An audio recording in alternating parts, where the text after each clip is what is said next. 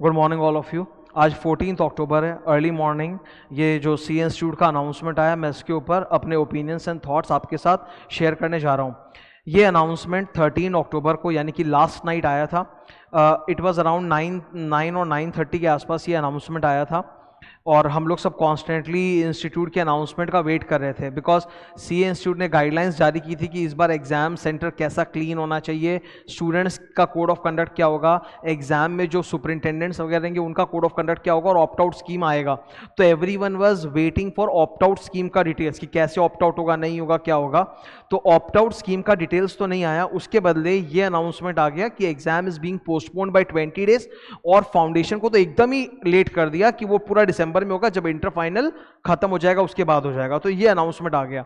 Now news सबके पास है, you all have the news. मेरे पास भी एक स्टूडेंट से न्यूज़ आया ना कि भाई ये एग्जाम सर पोस्टपोन हो गया, आप देख लो। मैं भी चेक कर रहा था आईसी का वेबसाइट, बार बार दिन भर चेक कर रहा था, कुछ नहीं आया। अचानक से मैं अपनी मम्मी के साथ कल डेंटिस्ट के बैठा हुआ था रात को, मम्मी का कुछ आरसीटी हो रहा था, तो मतलब उस वक्त सडनली मेरे पास ये स्टूडेंट से व्हाट्सएप पे आया कि सर ये ऐसा हो गया, तो इसके बारे में आपका क्या थॉट है। न्यूज़ यू नो ऑलरेडी, तुमको पता चल चुका है कल रात को।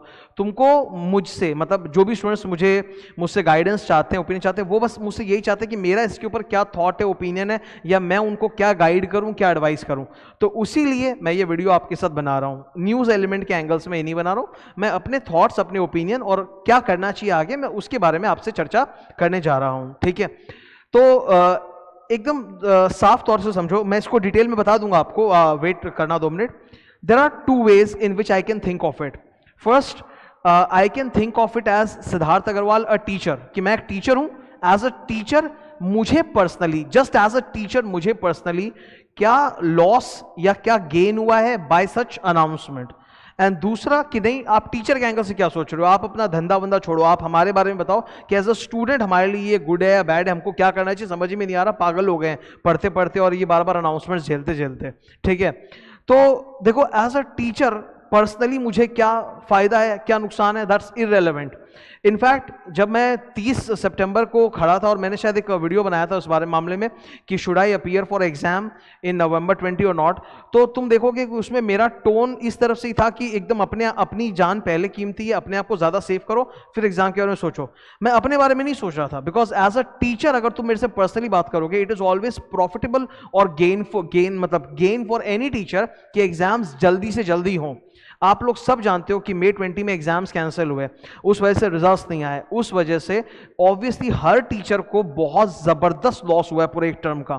तो हर टीचर तो यही चाहेगा, कोई भी टीचर हो, हम सब यही चाहेंगे कि भाई जल्द से जल्द एग्जाम हो, रिजल्ट्स आए और फिर स्टूडेंट्स का नया बैचेस आए, पढ़ाना चालू करें। We all want that desperately.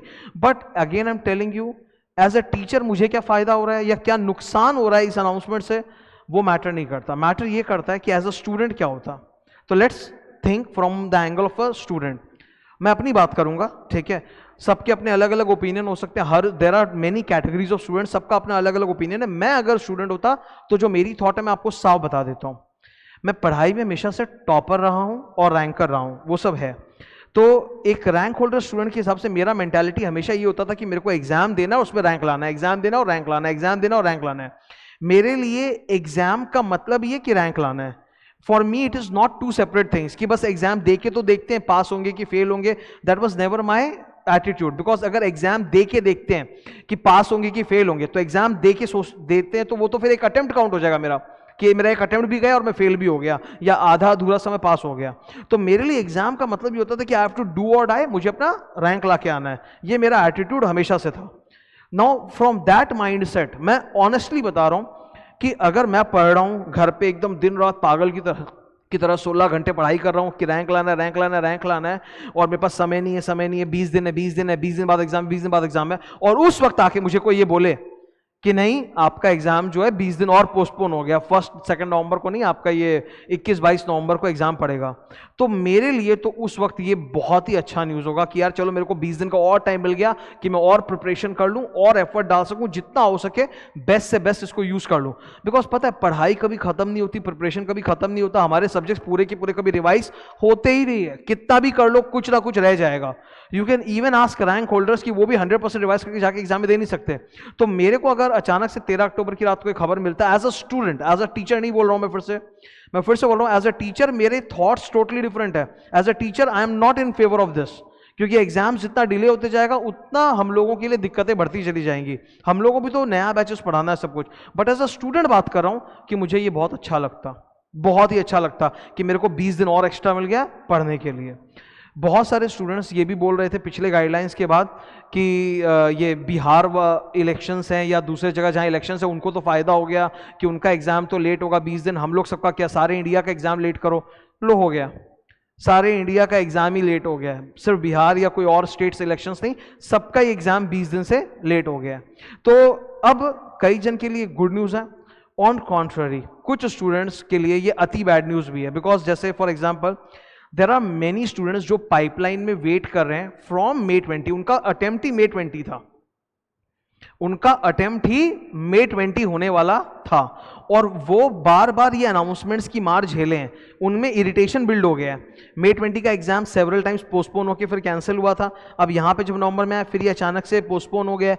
तो वो लोग ये बार बार के अनाउंसमेंट से ना परेशान हो गए हैं, अनसर्टेनिटी का उनके दिमाग में एक वो हो गया है, एक दिमाग में अनसर्टेनिटी आ गया, अब उनसे पढ़ा और जा नहीं रहा है। वो लोग पढ़ते पढ़ते भी एकदम मतलब क्या बोलते हैं ना, एकदम थक चुके हैं, दे आर टायर्ड, एग्जॉस्टेड कि और कितना रिवाइज करें, पढ़ लिए रिवाइज कर लिए, पढ़ लिए रिवाइज कर लिए, पढ़ लिए रिवाइज कर लिए, और पढ़ाई नहीं हो रहा, बस जल्दी से एग्जाम लो और हम लोग को बताओ क्या होना है।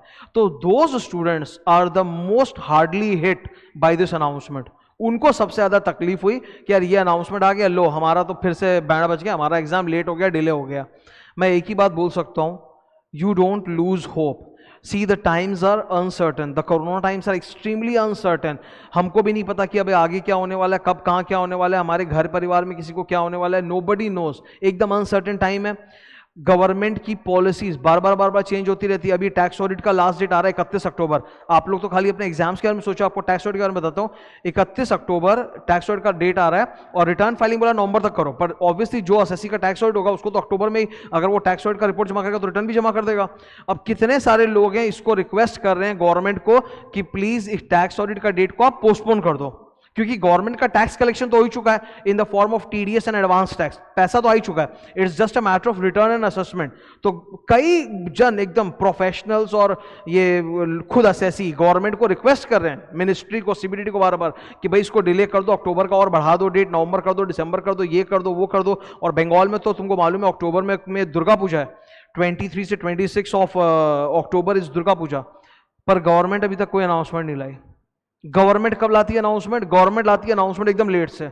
31 अक्टूबर को टैक्स ऑडिट का लास्ट डेट होगा, तो 29 अक्टूबर को जाके अचानक से सीबीडीटी का सर्कुलर आएगा, अनाउंसमेंट आएगा कि oh it has been deferred for 1 month. इतना लेट करती है गवर्नमेंट, तो इतना लेट करती है अनाउंसमेंट करने में, कोई हिसाब नहीं है। देखो यहां तो कोई मतलब असेसमेंट ही तो चेंज करना टैक्स ऑडिट का, पर उसमें भी गवर्नमेंट सोचो कितना लेट करती है, जानबूझ के की कोशिश करती है प्रेशर में मैक्सिमम जन दे दें रिटर्न। तो अनसर्टेनिटी ना यार हर जगह है, एग्जाम्स नहीं हर जगह है, everywhere there is uncertainty right now in corona.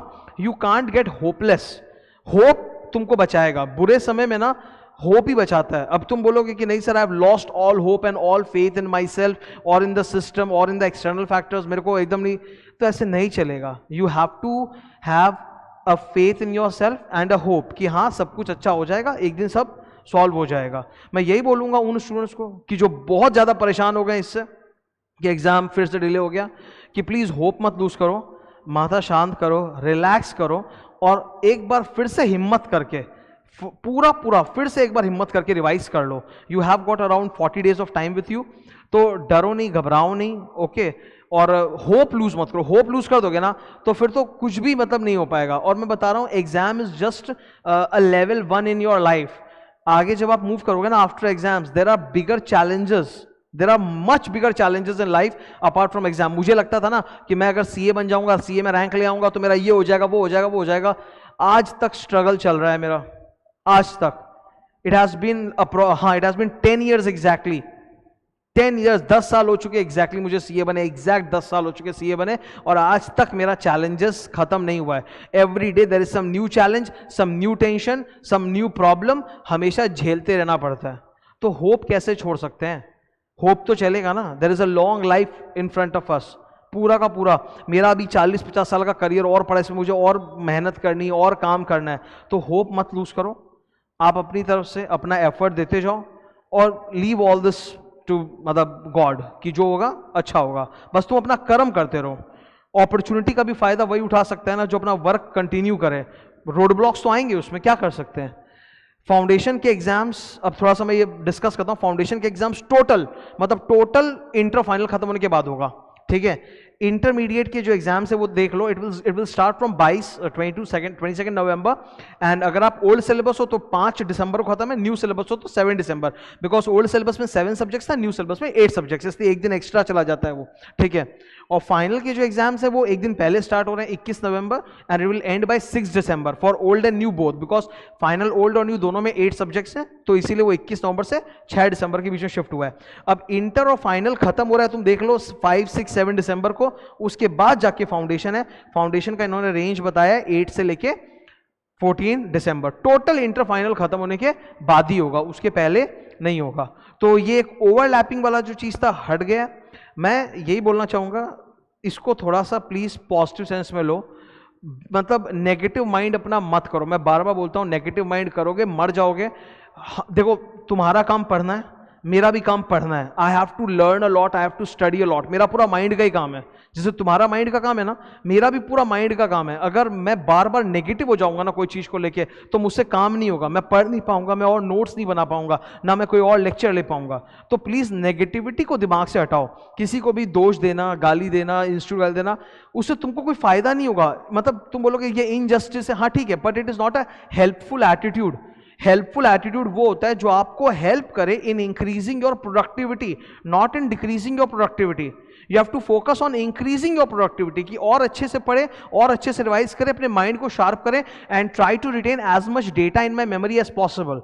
Negative thoughts अगर लाओगे इंस्टीट्यूट के प्रति या किसी के प्रति, अपने माइंड को नेगेटिव करोगे, आई एम टेलिंग यू, वो तुमको नुकसान करेगा। नेगेटिविटी सबसे ज्यादा तुमको नुकसान करेगा।